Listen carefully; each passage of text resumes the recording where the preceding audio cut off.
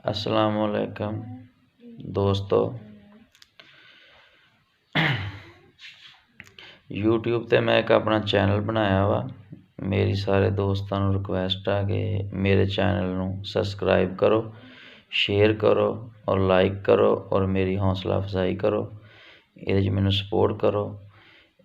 दोस्तों ये channel transport के बारे च बनाया वा ताकि 22 व्हीलर गड्डियाँ, 14 व्हीलर या मसलन ट्रांसपोर्ट के बारे ਜਿਹੜੀਆਂ भी गड्डियाँ है वा अपने पाकिस्तान के अंदर इन्हां दा आपां वर्कशापां 'ਚ गड्डियां ਨੂੰ ਲੈ ਕੇ ਜਾਈਦਾ ਵਾ ਤੇ ਇਹਨਾਂ ਦਾ ਕੰਮ ਕਰਵਾਉਂਦੇ ਆ ਜਾਂ ਸਪੇਅਰ ਪਾਰਟ ਤੋਂ ਆਪਾਂ ਕੋਈ ਪਾਰਟਸ ਖਰੀਦੀਦਾ ਵਾ ਤੇ ਉਹਦੇ ਬਾਰੇ 'ਚ ਕੋਈ ਮਾਲੂਮਾਤ ਤੁਸੀਂ ਮੇਰੇ ਦੋਸਤ ਮੇਰੇ ਕੋਲੋਂ ਲੈਣਾ ਚਾਹਣ ਤੇ ਲੈ ਸਕਦੇ ਆ।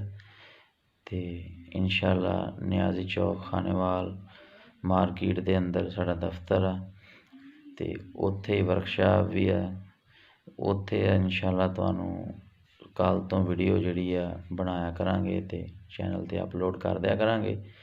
ते तुहानू अगर कोई मालूमात चाहिदी होवे किसी किस्म दी गड्डी दे बारे च, कोई मकैनिकल दा गड्डी दा काम करवाना वा या गड्डी दी लोडिंग अनलोडिंग दे बारे च या कोई अंबले दे मसाइल आ ते तुसीं मेरे नाल फोन ते भी राबता कर सकते हैं ते राबता तुसीं कर सकते हैं।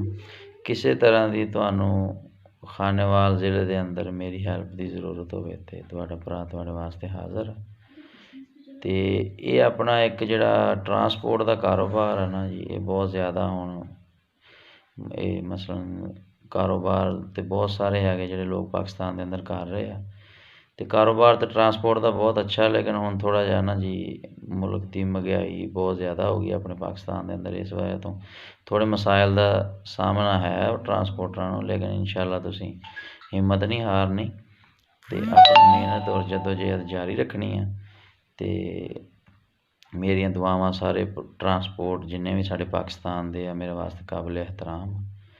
इंशाअल्लाह असीं भी ट्रांसपोर्टर ते तुहाडे नाल अपनी मालूमात शेयर करिया करांगे ते तुसीं भी अपनी मालूमात साडे नाल शेयर करनी है ते एक दूजे दे नाल तामन करांगे ते इंशाअल्लाह इस मसाइल भी सारे हल हो जाणगे। बाकी हर मसले दा हल ते अल्लाह पाक दी ज़ात ही इबादत शरीक जिहड़ी कर सकदी है ते असीं दुआ कर सकते हैं। इंशाअल्लाह वो जरूर करांगे ते जिहड़ी हैल्प होएगी वो भी असीं करांगे एक दूजे दी।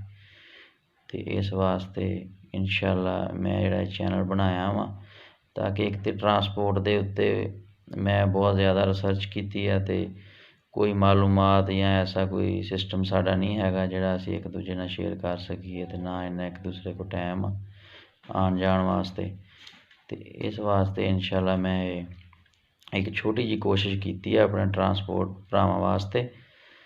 ते तुसीं मेरे नाल तामन करना वा, मेरे चैनल नूं शेयर और लाइक करना वा ते सबसक्राइब भी करना वा ते बैल वाले बटन नूं भी प्रेस करना वा ताकि ये मेरी वीडियो वा ये सारे ट्रांसपोर्ट दोस्तों तक और जिन्ने भी यूट्यूब यूज़र आ सारे तक पहुँच जावे। ते इंशाअल्लाह फिर एक नई वीडियो दे नाल सुबह तो मिलांगे ते अल्लाह हाफिज़।